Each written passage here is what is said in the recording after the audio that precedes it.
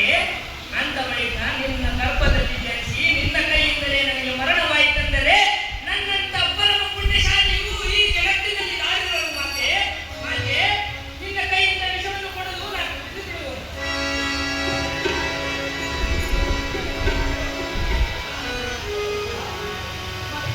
ಆ ಶ್ರೀಹರಿ ಭಕ್ತಿಯಿಂದ ಮಾತೆ ಹೇಳುವಳಿ ಕೇಳಿ.